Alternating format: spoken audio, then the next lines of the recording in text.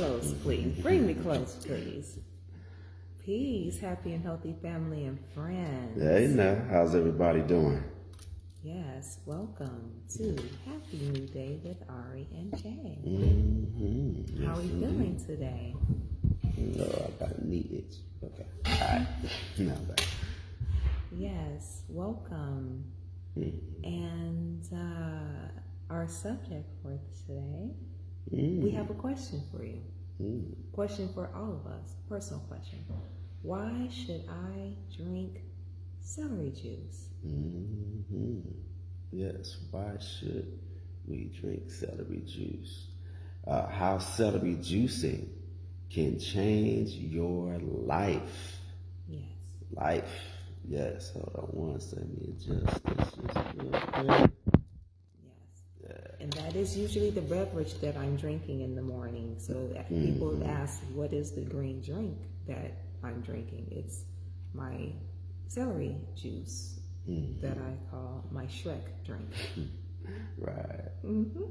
Yeah. As a matter of fact,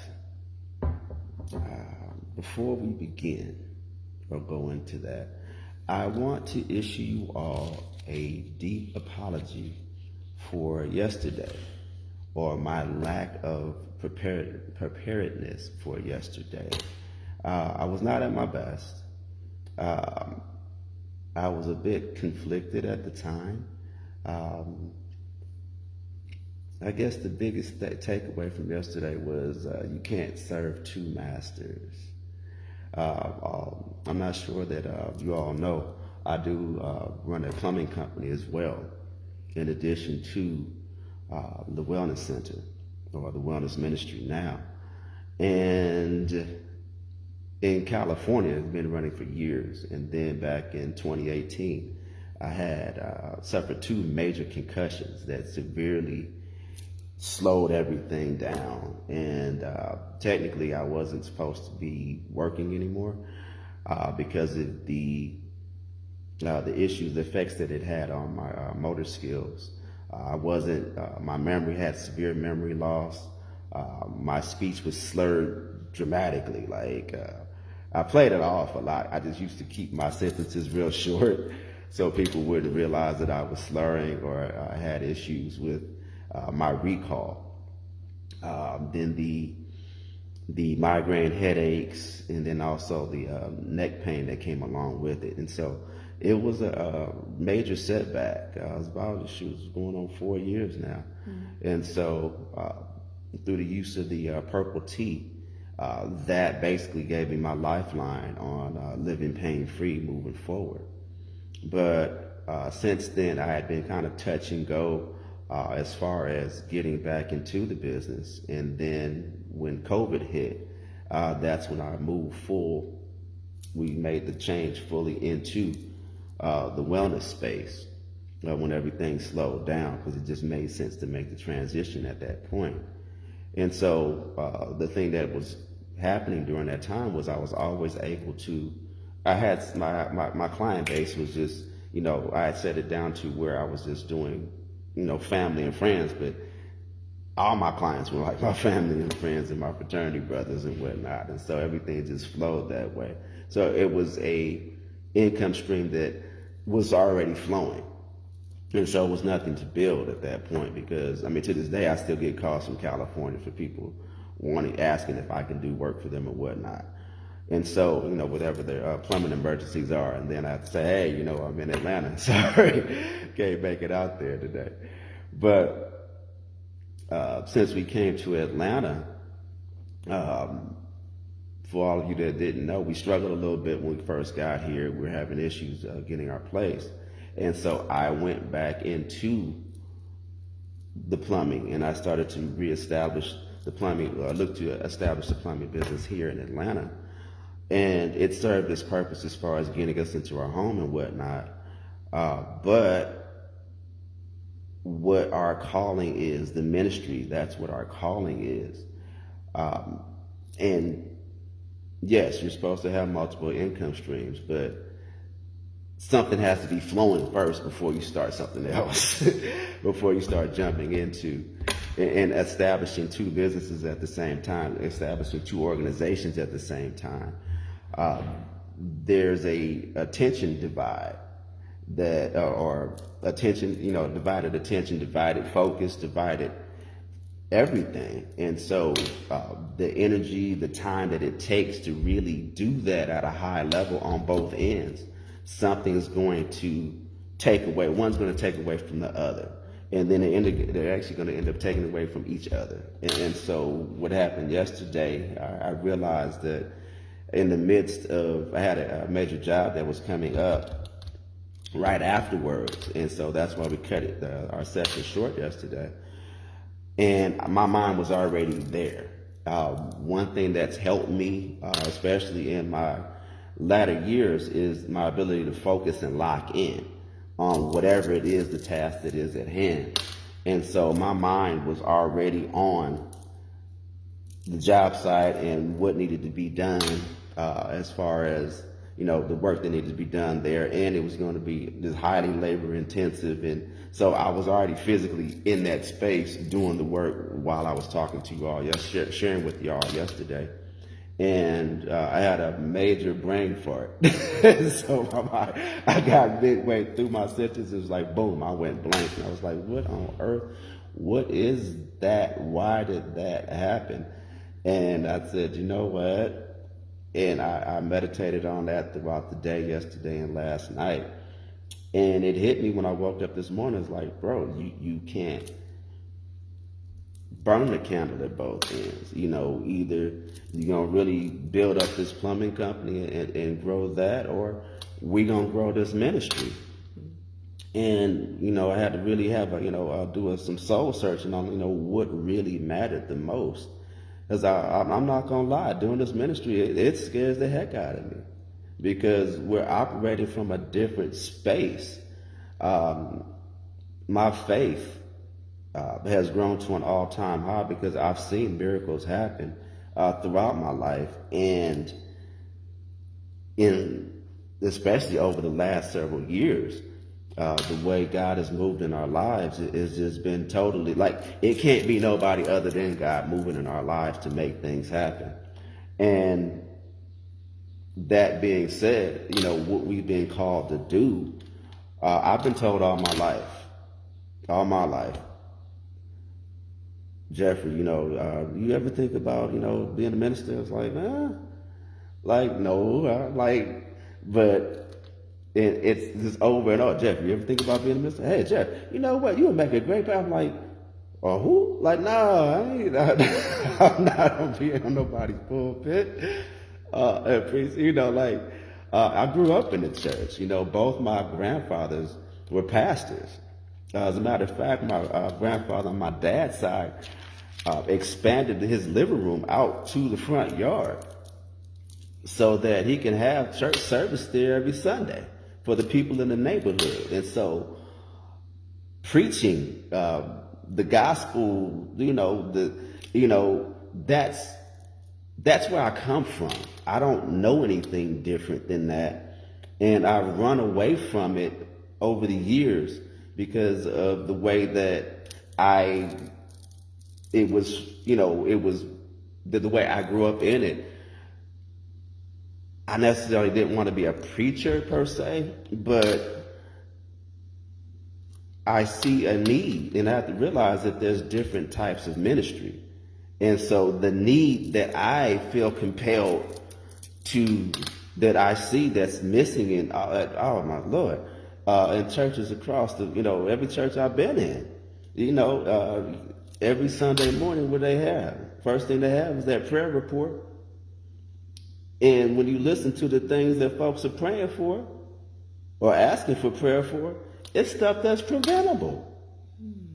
Yeah, unless they had an accident, unless Sister Lewis, then tripped and fell and hurt her hip or something like that. She got diabetes, somebody got hypertension, somebody's going up for surgery because they having, a kidney removed or or they got arthritic conditions and they can't make it to church. All that stuff is preventable. It's all preventable.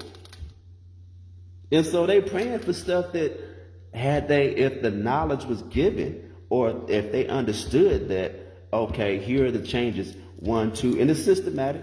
You just go down the line and do 1, 2, 3, 4, 5, 6, and boom, back up and going. And so that's what the prayer report, it should be talking about situations that, like emergency situations, not preventable diseases. And the reason why that exists is because health and wellness is not a part of the ministries. And that's where we come in place. That's what our need is. Every church should have a health and wellness ministry. Every church. That should be right up there with saving your soul. Okay, you saving your soul for when you die, but what's happening when you living? If you live and half your membership is half dead, churches is supposed to be the cornerstone for helping people live their best lives. But health and wellness is left out. We pray for it, but shoot, the information that we got, the information that we offer is information that can help them achieve that. It can. And so when we talk about, what our purpose is and what we're here for, we're here to help be change agents for the community. We are here. We are ministers of health and wellness. That's what we are. And so I guess all them years, everybody told me, Jeffrey, hey, you know what? Hey, you ever thought about being a pastor? Hey, you thought about being a pastor? You should be a minister. Especially when I was suited and booted back in the days when I was knee deep in my real estate. You couldn't tell me. They was like, you sharp. You a pastor? I'm like, nah, I do real estate. Oh, no, you sharp, man. I do loans. Yeah, you sharp. And it was like, in the way you talk, in the way, because I've always been, anything that I do, I've always been passionate about what it is I do. And I don't step in half-footed. I give it everything. You get all of me in everything that I'm doing. I'm locked in, I'm focused. You're going to get that. And so what we are is, we're servants to the community. We're servants of God in the capacity of health and wellness. We're servants of helping people live their best lives from a health and wellness standpoint. And so, and I'm sorry I kind of went off a little bit to the left, but I really wanted to really hit that, really touch on that, like what we're here for. So people understand like what we're about, why we come to y'all every day, because we wanted to be in position so that we can reach out to as many people as possible. We are ministers of health and wellness. This is what we do. This is our lives moving forward. We've each had our individual ministries that we've offered over the years, as far as, family, friends, anybody that had an ear to hear.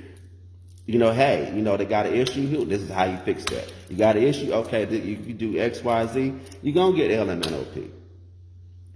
Here's, here's the secret sauce to make stuff happen, because a lot of stuff is simple. It's just that people don't know the information, or they're brainwashed to believe that it's something that can't be fixed. And so we're here to spread the wellness gospel across the planet. Our goal is to be able to share this information with tens of millions of people across the globe and beyond. If some aliens out there need some secret sauce, we got something for them too.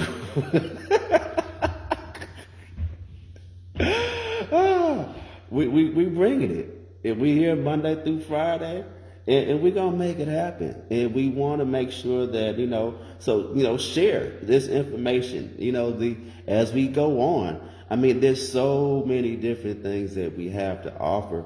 And, every day, Monday through Friday, we'll be here making it happen for you all. So, any ministers out there, any pastors out there look out over your look out from over your pulpit at your congregation on Sunday. And when you look out there, you know how much sickness and disease is sitting in your pulpits. It don't have to be that way.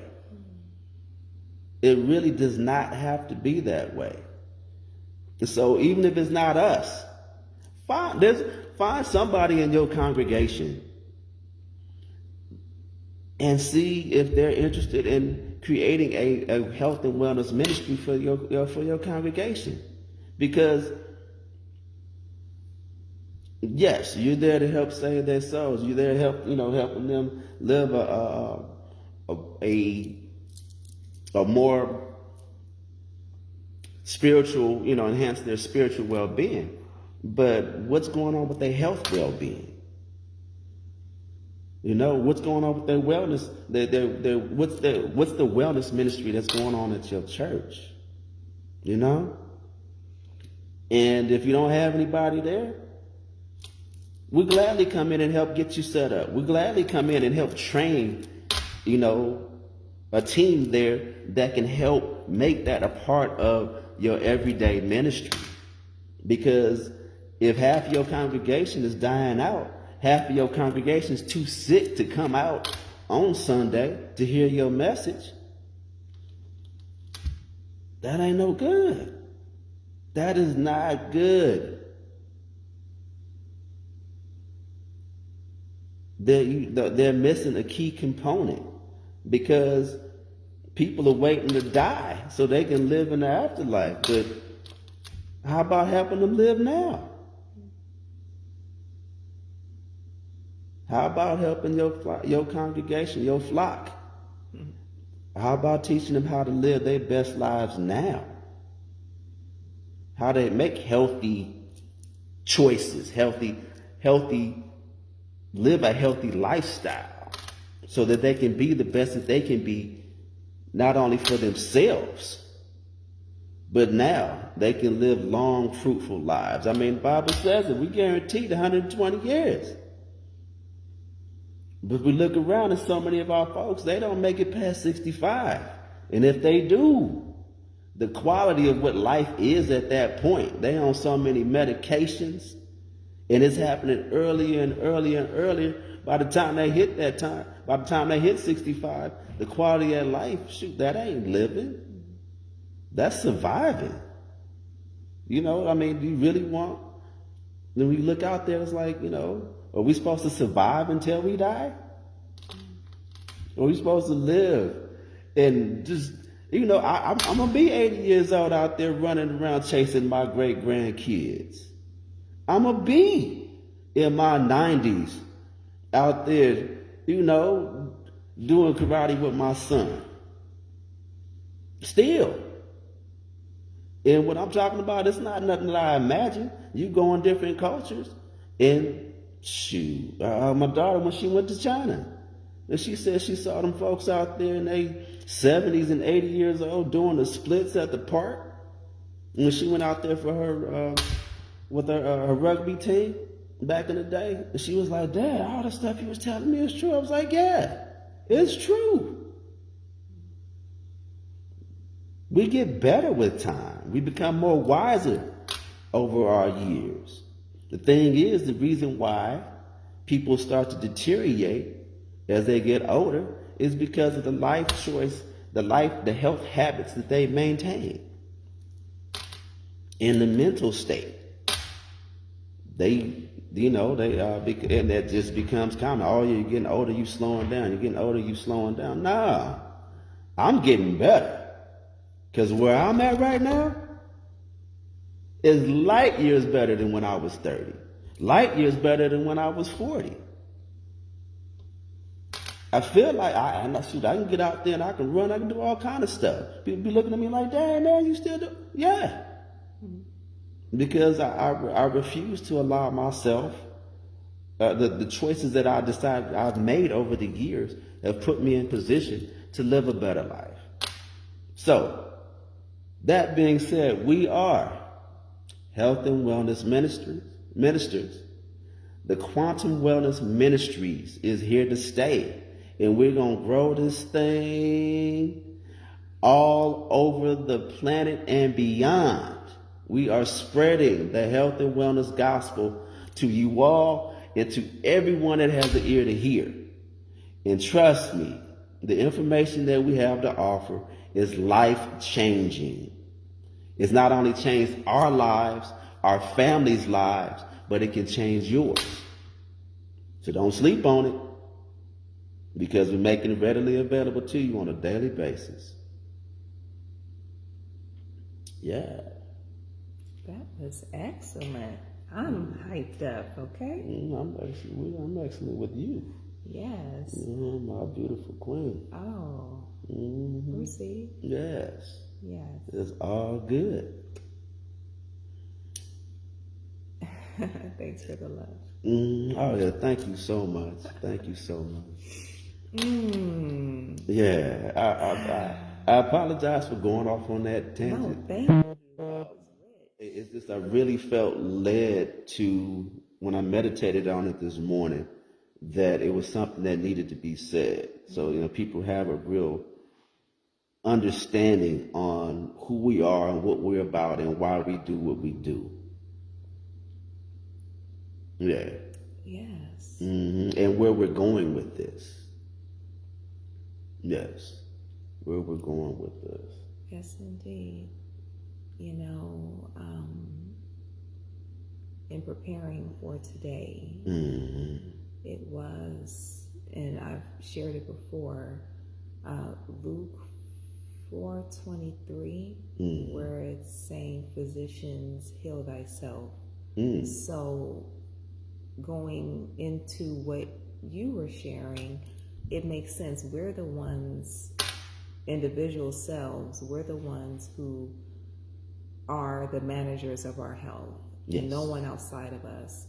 Once it's time to cross that threshold into the next life, or however you may feel or believe it to be, after that last breath is taken, you're going to be held accountable. And it's not going to be, oh, well, what'd your doctor say? Oh, well, what'd your nephew say? It's you. Those are choices that you make. And life is about, to me, question and answer. So illness would be the question, and nature, to me, sounds like you too, is the answer. Yes, it is. Yes, and we move forward in that with the confidence that everything that is on this planet is provided for us to mend ourselves, and outside of, as we mentioned before, emergency situations, you can do things to prevent and reverse many things. Indeed. Yeah, I look at where I was June of last year, 2021, being paralyzed from the waist down, and having that be my question, and my answer for it was, I'm gonna walk again, I'm gonna get up. And it had a lot to do, there was many components to get me to that space, but having the celery juice every morning made a big difference, and I haven't put it down since, because every day is a day for healing. Yes, indeed. Yeah. And yes, sir. No. I have a list of benefits for drinking celery juice. Let's get everything together. Everything okay, Pete? Oh no, it was just. I'll just check the time. Okay. All right. There's a few here, and yes, if there's any time that you want to chime in on this list, please feel free to do so. Yes, I will. Yes. Okay. So, celery juice controls cholesterol. It soothes inflammation, and I know it was mentioned yesterday, but inflammation is the body inflamed, we look at flame, break it down, etymology, fire. So it helps to bring in water to the body on top of drinking enough water during the day. Okay, it helps lower blood pressure. It also calms gastric ulcers, protects liver health. And when we look at the liver is really one of the hardest working organs that we have in our bodies. And what exactly does the liver do? Oh, it helps purify the blood. And so liver is like the filter on a car. And so if you're not filtering through, the blood isn't being filtered properly, then it starts to become toxic. And then when you have toxic blood, then you have a whole host of problems that start to develop afterwards. And so the liver is like the filter on our bodies that allows us to process and takes out all the toxins and then purifies the blood. So now it's able to come back through, and then the blood is able to function at a high level. In particular, when people drink alcohol a lot, their livers is the first thing that goes out, is because it's been overworked, and you have more toxins going in than the liver can process. And then it starts to filter back into your body. And now you start to have a whole host of problems, in particular, liver diseases, a given, but then it starts to cause other issues in the body as well. Yes. Helps prevent UTI, urinary tract infection. Keeps you regular. You may not know this, but celery is about 95% water, and it has plenty of soluble and insoluble fiber. So it's working through your urinary tract and also your digestive tract as well. Okay, controls weight. So it helps to have you feel fuller faster. I know, beyond me drinking celery juice, it just takes a couple of pieces of celery with some peanut butter, or like I love sunflower butter, and I'm satisfied. I'm not necessarily really hungry going into that next meal. So that's something to keep in mind too. It helps to fight cancer. Yes. And it helps to support the body during menopause, ladies. So that is great too. Get your celery juice up. Appreciate that. Okay. And it helps to soothe acid reflux.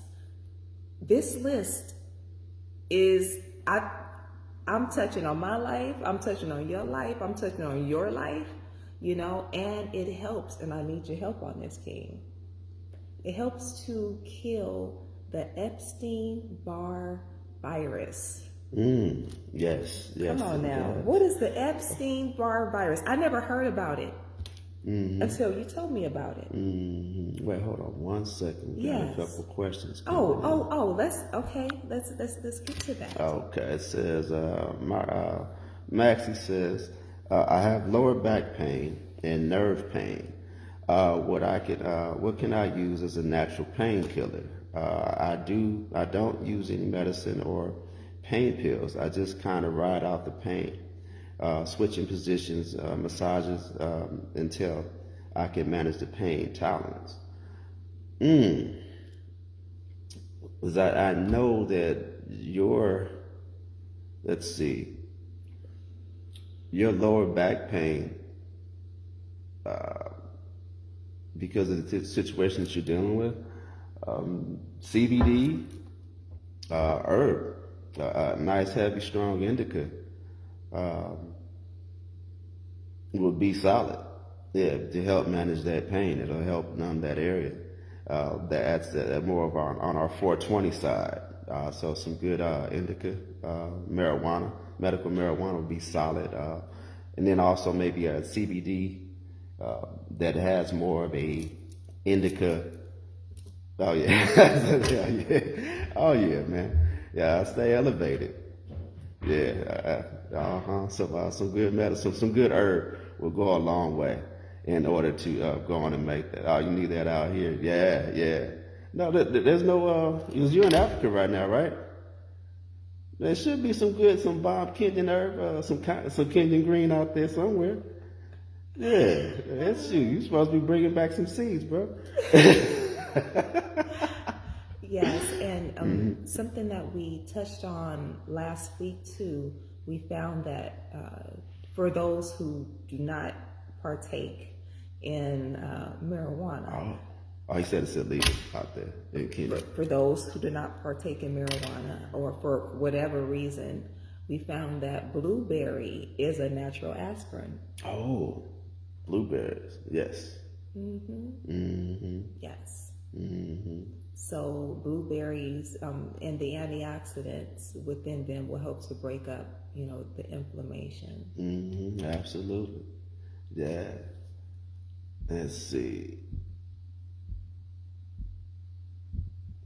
We're going over. So I got some more questions questions and comments coming through. And we appreciate each of Yes. them. Says, love this topic. I've helped my clients with high blood pressure with organic cold pressed celery juice. Yes, Fatima. Yes, indeed. Yes. Oh yeah, that celery juice is the truth. Cheers. Absolutely. And then there's another.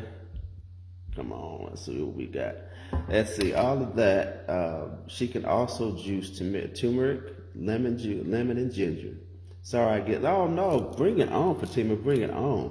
Yes.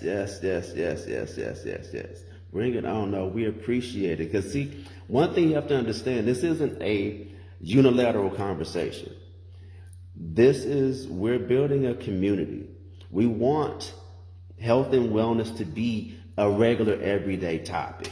Just like we talk about who shot John, what we want to talk about, it be a normal conversation for us to talk about, how we can better ourselves and better the lives of our family and those that, our loved ones around us. And so please, we welcome all practitioners, any insights you got, because like I said, we know a lot, but we don't know everything. And we're conduits for this. We want to make sure that that everybody has access to this information, and then everybody knows something that somebody else might not, and so it becomes a synergistic vibe. Everybody's just growing. It becomes a health and wellness cipher, so that we all get the flow and we all get together. So yeah, by all means, Fatima, don't feel no kind of way of, I'm not sure. No, jump on tight, hit it. You got some questions you want to plug in. Like I said, it's a hangout. We kind of like, we're leading it. We're the instigators of it, but please bring it. Because, I learned about that Indian clay last week. I mean, I know of Indian clay. I've used it in the past, but somebody, I can't think of who chimed in on it last week, but yeah, went and checked it out. I was like, oh yeah, the product is solid. Yeah, so yeah, by all means, jump on in and let's grow our community. Yes, let's grow this ministry. Our knowledge. Oh yes. I said, do you use a blender to make your celery juice? Felicia, I see you. Or can I eat the celery as well? Both. It's something about juicing it. I forget the exact reasoning for it. I believe it's just because you can take in a lot more juice than you can eat, and then also it goes directly into the. Well, yeah, I know that. Yeah, no. So when you're juicing it, it goes straight into the bloodstream. It processes better, so the body doesn't have to break it down, and so you get the benefits of it right away. Instead, in particular, it's really good for weight loss because it's a natural. What do you call that? Suppressor of, it makes you feel full. Yeah, and so that way, when people are struggling with weight loss, It actually it deals with the body on multiple levels, and so yes, you can eat it and still get the benefits of it, but it processes into your bloodstream much faster when you drink it. Yes, it's a good expectant too, because just as we read, it has a lot of good natural fiber. Yes. Soluble and insoluble. Absolutely. Let's see, Max says, my boy Max, he's over in Kenya right now. As a matter of fact, all praises to you, brother, for introducing that purple tea into my life back in 2019. That was a real, boy, that purple tea is the bomb.com. Yes, he says, I will bring back some purple tea and I will let you know when I have the meeting with he's meeting with the farmers up in Kenya to set up a distribution channel here in the United States. And so that purple tea, when you talk about pain management, at the time when it was introduced to me, I had the 2 concussions. I had major memory loss. My short-term memory was shot. My speech was slurred tremendously. Like, there was no way in heck that I would ever be up talking in front. Even though I forced myself on a couple of occasions to do so. Yeah, it was like difficult for me to put together a sentence, difficult for me to maintain my train of thought. If somebody jumped in, like being able to jump out in and out on questions and stuff like that and then come back on track, could not do it to save my life back then. And then I'd had a car accident a year after the concussions. Lady ran a red light and broadsided me and smacked the whole car in half. Yeah, my little Toyota Prius was like, it was an ES after that, because they took the PR was gone. Thank God I walked away from it. If you see it, because she was in a big old SUV, and I had this bulging disc in my back that they told me that I had to get surgery on, otherwise the range of motion in my neck would never be the same. And my back was all sore and toe up, and Max was in Kenya at the time, and he brought back, and his wife suggested, like, hey, you know what? This purple tea might hurt their friend. And so he brought it back, and I was just so stuck on what I was stuck on. It sat on my shelf for 2 weeks. And then something said, you know what? He had asked me, he said, Jeff, did you take the purple tea? I was like, nah, man, it's just some tea. He's like, nah, man, you should take the tea, man. Wife said it's the truth. That's what they use in Kenya. All right. And I drank it that first time. And for the first time in over almost 2 years, I was pain-free. My headache, within about a half hour after drinking the tea, my headache started to fade.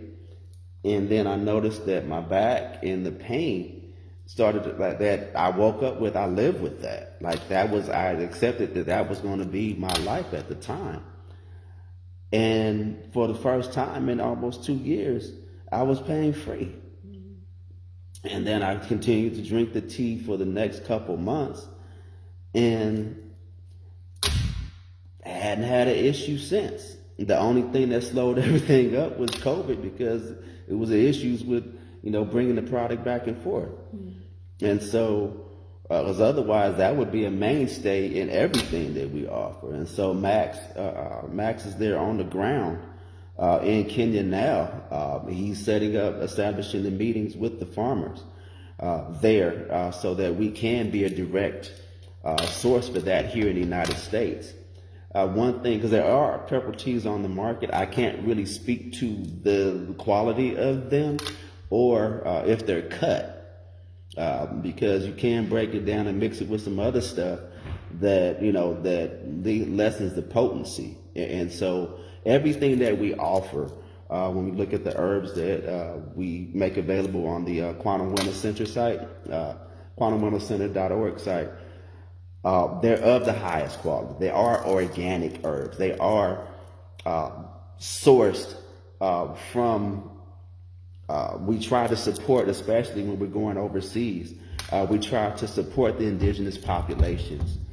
Because everything that we do, we want to support the locals there to help stimulate their economy. And we know for sure that they have quality products that we can offer to our clients and the people that that are in need here in the States, and getting the highest vitamin content. So that's the reason why we're in Jamaica, because they have the greatest soil, over 130 different types of soil there.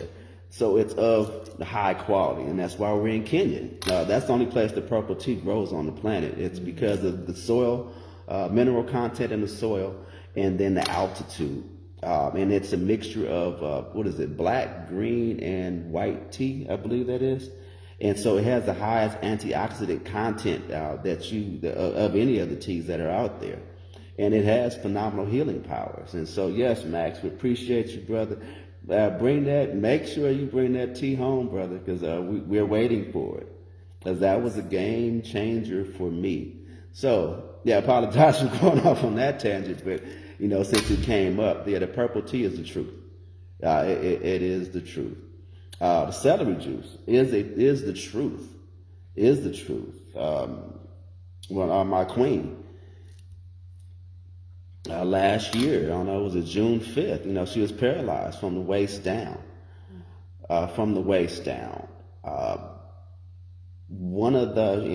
She made mention of the Epstein Bar Virus. Any kind of autoimmune disease that people are inflicted with, Western culture, the Western medical profession, they are phenomenal for any type of emergency situation. Phenomenal. Any kind of emergency trauma, somebody got gunshots, car crashes, mending bones, phenomenal. But when it comes to disease, their focus is on treating the symptoms, as opposed to dealing with the root cause. And so the Epstein Bar Virus was something that was discovered a little bit over 100 years ago.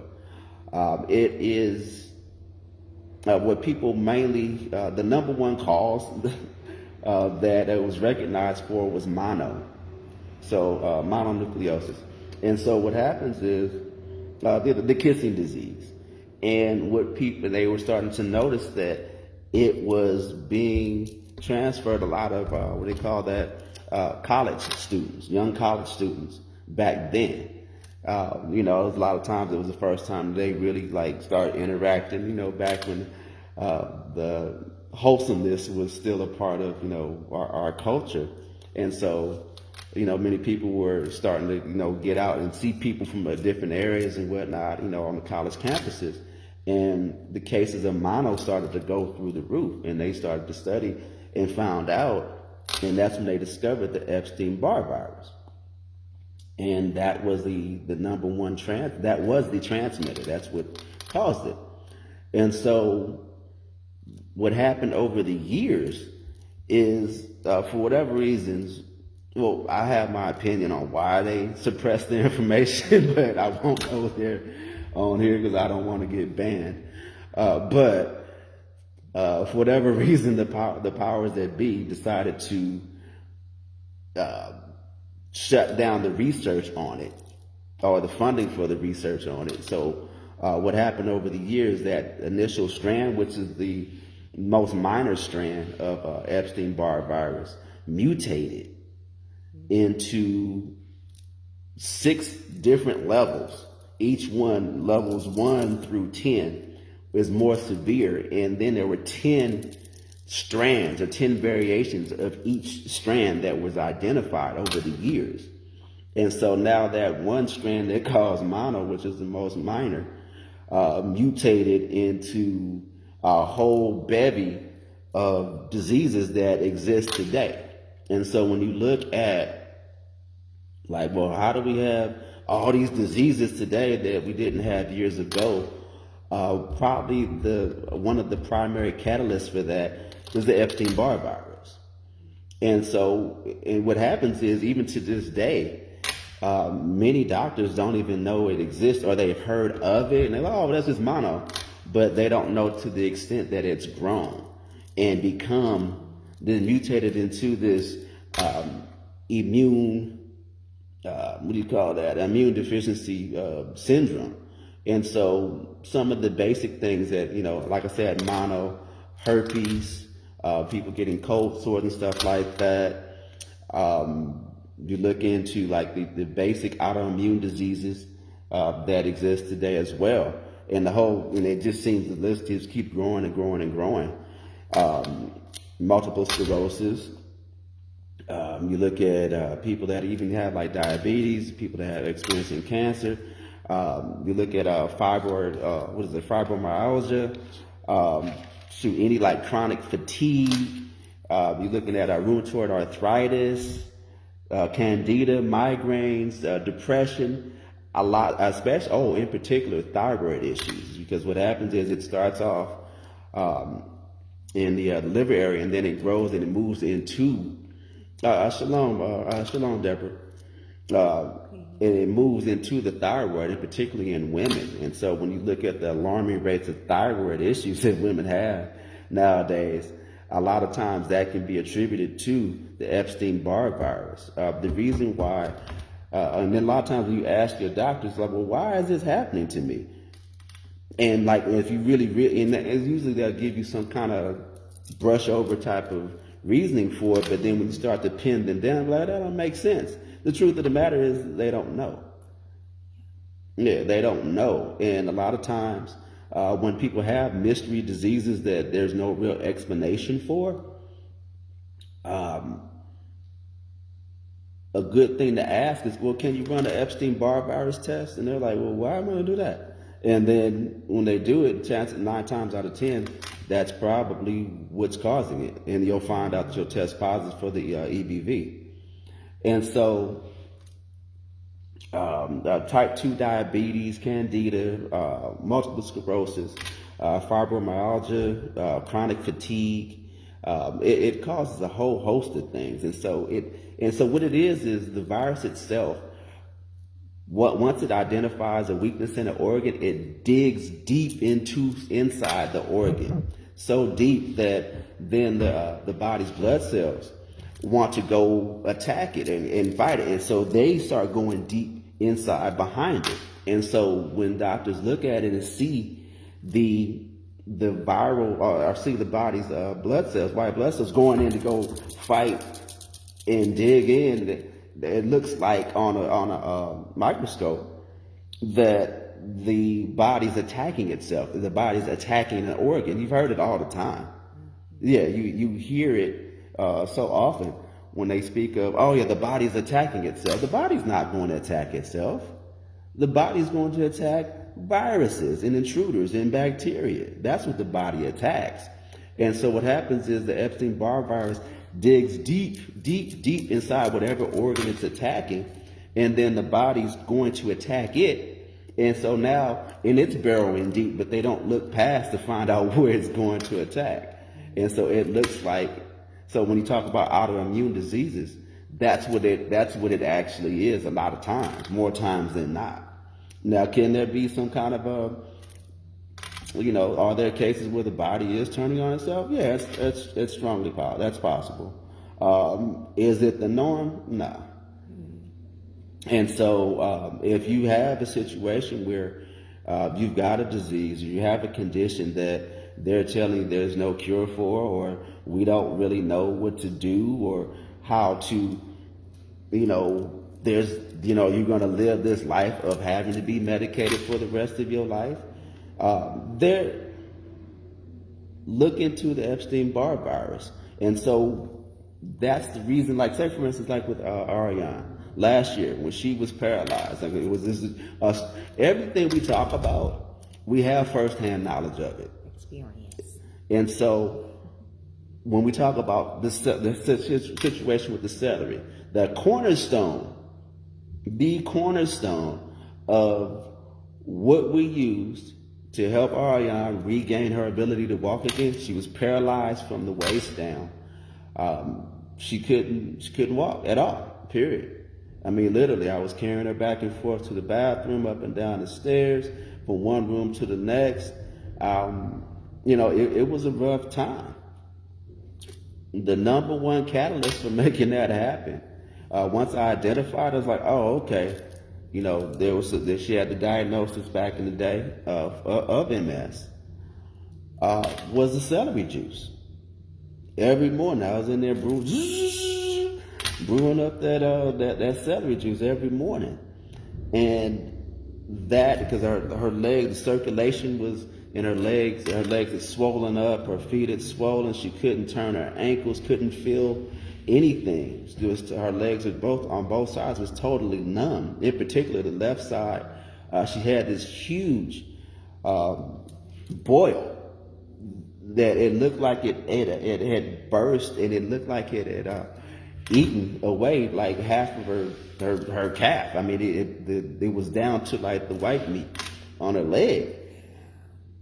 And I mean, it was a real, when you talk about a test of faith and belief in what we do. I mean, I ain't gonna lie. It was days I was like, especially you have somebody close to you that's near and dear to you, and I was like, yeah, like, come on, let's do it. Yeah, we gonna do it, baby. Came in with notebooks and everything. We gonna do it.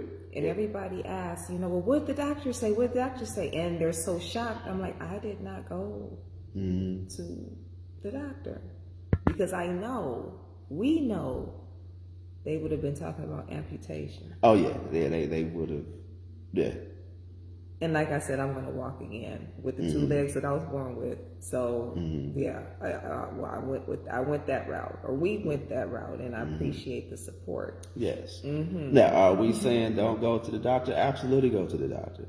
But I mean, that's because of our experience in us dealing with situations like this over the years. And so, like when my daughter had her aneurysms, when we had her checked out, make sure she was stable, and then we administered a holistic approach to it, as opposed to going to get the brain surgery, and boom, she's alive and well today. So, by all means, we're not saying don't go to the doctor. Not saying that.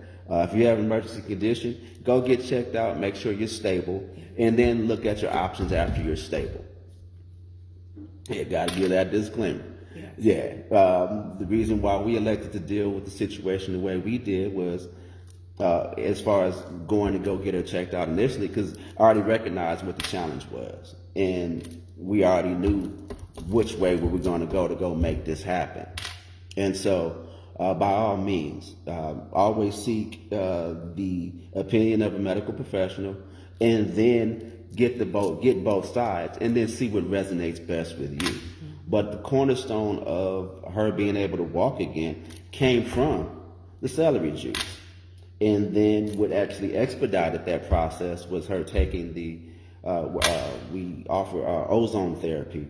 And that's what helped the healing and whatnot. As a matter of fact, I think I still have some pictures, because people be like, that didn't really happen like that. Yeah, it really happened like that. Oh my gosh. I'll post some pictures of her leg, because that was the end all be all.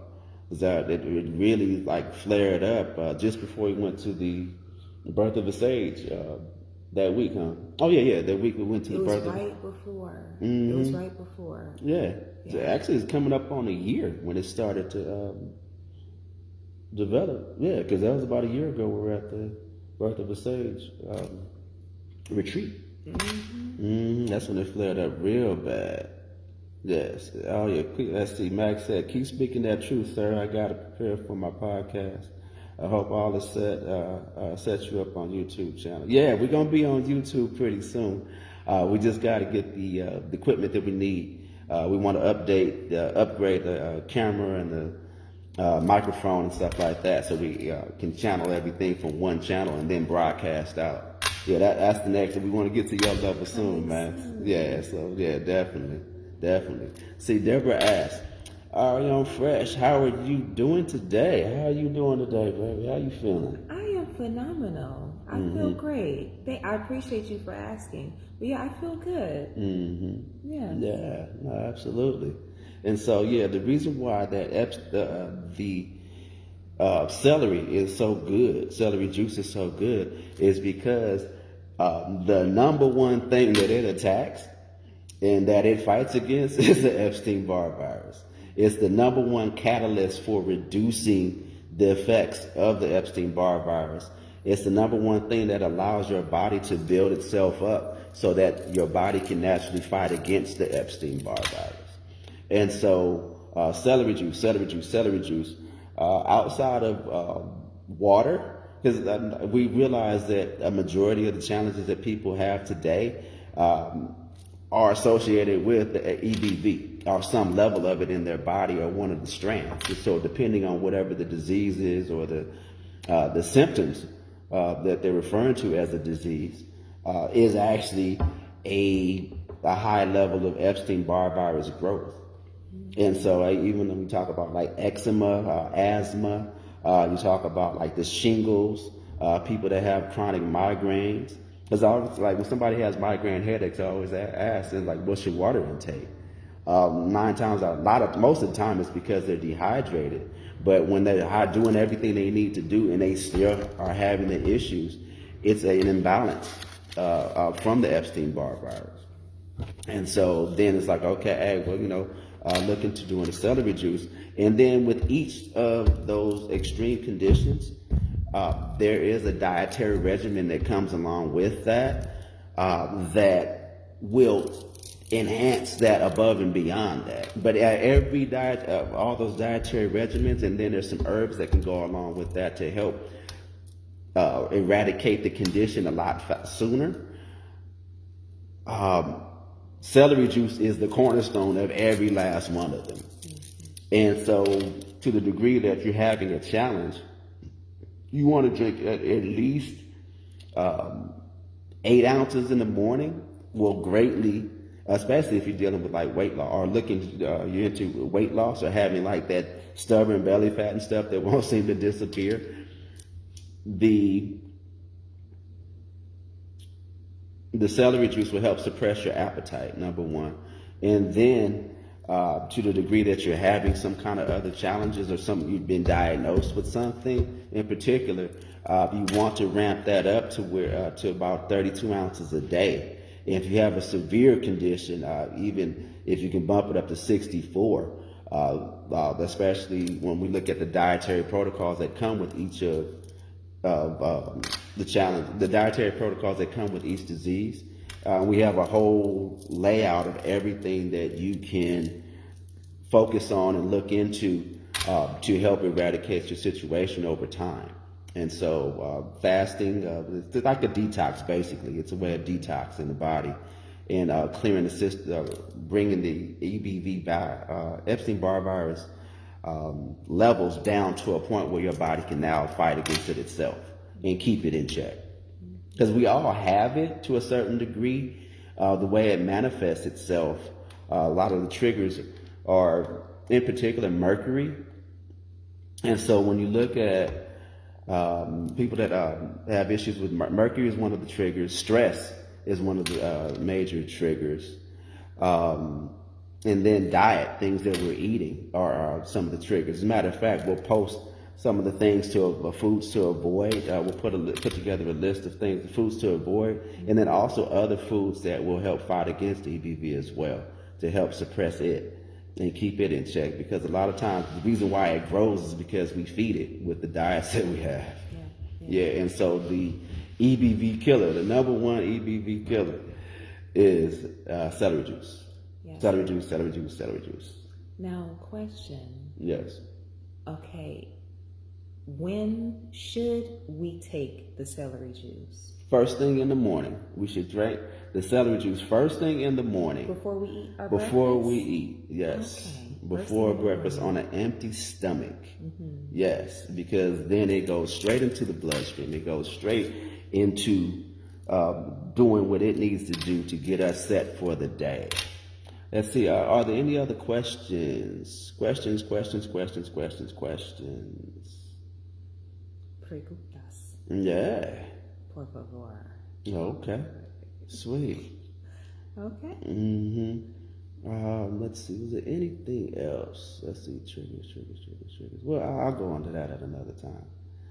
Yeah, the different triggers. But the two top ones are mercury and stress. That's why, say for instance, when you hear people mention herpes, what was one of the things they tell you that triggered stress when people are highly stressed? And what's the number one trigger for the Epstein Bar Virus? Stress. Yeah. And so that's something to be aware of and whatnot. And then mercury, in particular, when they started putting mercury in the shots, in the immunizations back in the inner city community back in the day. If anybody, I'm pretty sure almost all of us know somebody that was born right around 2000, early 2000s, that has a allergy to peanut butter or peanuts, is asthmatic, or has eczema. Let's see, what else? Or just chronic lung issues or challenges with their breathing. Pretty much a lot of, or people that have all of them at the same time, and they don't like eggs. Yeah, that's at a time when they were doing experimentations in the inner city where they were putting mercury into the immunizations. And so if you know somebody around that time, chances are there was mercury in their immunizations. And so that triggered the Epstein Bar Virus and made it grow in their systems because the symptoms that come along with high levels of EBV in a person's system is an allergy to eggs. Because guess what the number one thing that feeds EBV? Eggs. Eggs is the number one thing that feeds the Epstein Barr Virus. And so what happens is when a person eats the eggs, the virus starts to swell up, and then whatever organs it's affecting at that point, it starts to become, it gets to a point where it makes the person nauseated, especially if they're having challenges with it in their gut area. No, this includes chicken too, because a lot of people separate chicken from eggs. Well, chicken in general, especially today's chicken, has so many hormones in it. You just want to stay away from it. I'm allergic to period. both, so yeah, you want to stay away from it. Period. But in the egg in its yolk form, in particular, is an issue because the virus really digs in and feeds on that. Yeah. So eggs are the anti-celery. So celery is the number one thing that'll guard against the EBV. Eggs are the number one thing that will feed it. And so you definitely want to be aware of that and stay away from eggs. We'll add on an entire list of the do's and don'ts. So at least that gives you a blueprint. So within the next hour, we'll make sure we'll have that posted for you. Yes. If there are any other questions, if you don't get a chance or you think about them after the fact, just type it in to the chat and we'll respond as soon as we receive the message. Or if it's something that's of a private nature, by all means, just hit us in the DM. Slide into our DM. And we'll be sure to respond to you as quickly as possible. We do get quite a few messages throughout the day, so please bear with us.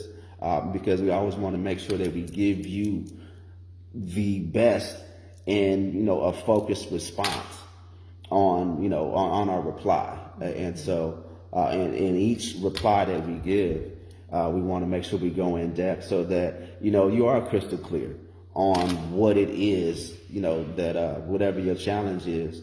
And then, if that means that, we may need to, chat offline or, then, we'll set up a consultation to take it from there. But definitely the celery juice, go on ahead and jump on that. Make that a part of your daily regimen. I know when you first taste it or first get it, trust me, I'm the main proponent. I could not stand it. It's like, oh, celery juice? Like, really? But what happens is after your body within about a week, if you're consistent with it for a week, your body, because of the boost that it's giving you, I forgot to, it gives you a bunch of energy. If you want some free energy, forget your coffee, drink some celery juice. It's a game changer from top to bottom on so many levels. And so if you need an energy boost, because it works with chronic fatigue syndrome, that's the reason being, is because of the enzymes and the vitamins and the minerals that exist inside of the celery.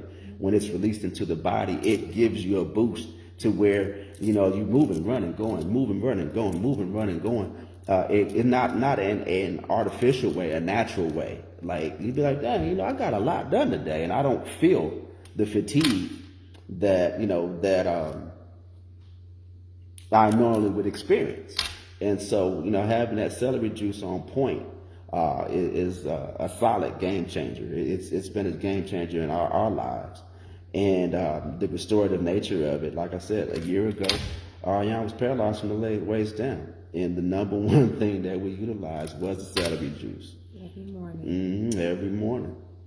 Yeah, because that lowered the levels of the effects of the Epstein Bar Virus that was flowing through her system, and started to suppress that to the point where her body could start to heal itself, along with those ozone treatments as well that we administered on a daily basis. And so it really expedited the healing.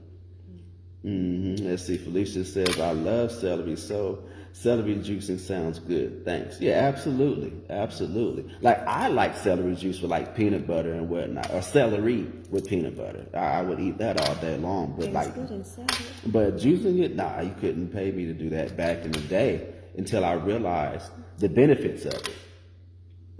I squeeze lemon and makes it easy to drink. Yes, that is good. However, Andrew,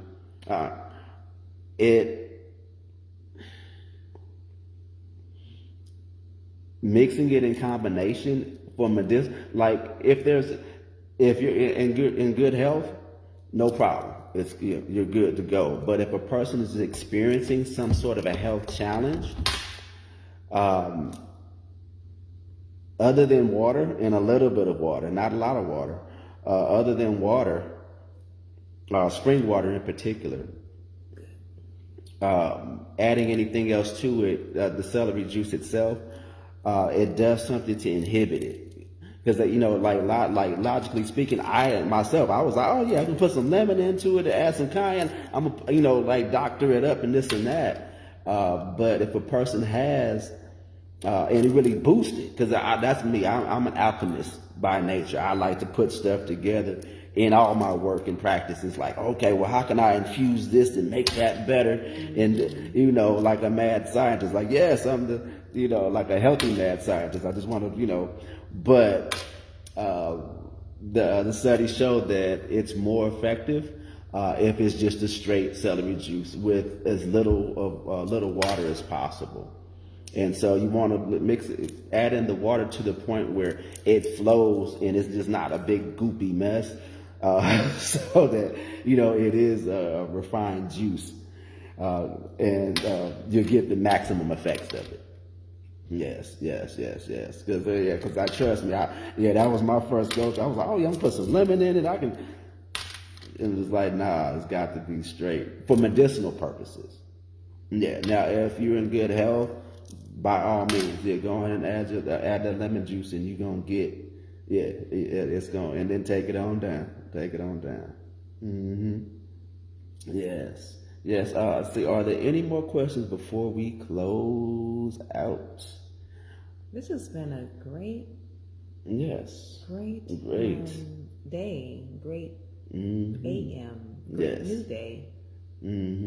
Let's see, I know this is on topic, but what are some of the benefits of alkaline water instead of spring or purified water? Oh, that's a phenomenal question, Felicia. Whew. Shoot, that's tomorrow's topic. All right. I'm going to touch on it today, but we can go into detail about it tomorrow, because there's multiple schools of thought. And so alkaline water in itself depending on how it's alkalized, is better for you than spring water in a bottle. Or spring water or purify, especially purified water. Essentially, that's what spring water technically is. And so what makes spring water is they're just pulling it from some lake. So like Lake Arrowhead, but it's somebody with a faucet. they just pipe the water in and it just comes off the lake. So all water comes from a specific source, somebody's lake per se. So it just depends on the spring that it comes from. But alkaline water, depending on how it's alkalized, will determine the effectiveness on the body. And so, you talk about like the alkaline water machines. There's multiple machines on the market, and it kind of boils down to what you believe and what you feel, and then also what your pocketbooks will allow. Because some of the things are pricey as heck, $5,000, $6,000 for a machine. And you really have to look into like the filtration systems and stuff like that. So it's a whole bevy of components that go into it. We can talk about that for hours. But we want to be able to deliver something that's real concise and to the point, and then actionable steps that you can look at to go on ahead and make the best decision. Because there's some solid alkaline waters on the market. The only thing that I have an issue with, like the solid alkaline bottled waters, is that they are the plastic bottles that they come in. Most of the time, they're not BPA-free plastic bottles, and so that the BPA latches on to the water, and so you're drinking plastic basically, especially if you put the water in the refrigerator, especially if you freeze it, or if it's in any kind of heated areas. And so, like I said, there's a whole thing that we'll touch on. We need a full show to really do it justice and be focused in making it happen. Because, like I said, if we can go back and forth over and over and around, and then we start talking about a variable, and then boom, we go way over here in left field with it. But it ties into it. So tomorrow, on Wednesday's show, we'll make that dedicate that to all alkaline waters aren't the same. Alkaline water in itself is solid because we live in an acidic environment, and so it's going to be a benefit to help bring your body back into balance.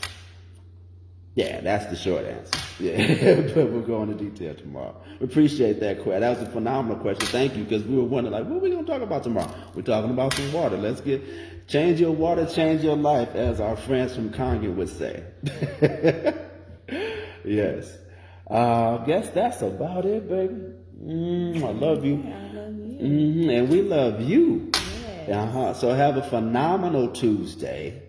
Yes, have a phenomenal Tuesday, and we will see you all tomorrow at 9 a.m. Quantum Wellness Ministries is in full effect. All praises. We love you all. Peace. Peace and blessings. Let's see, where's the button? No, it's there.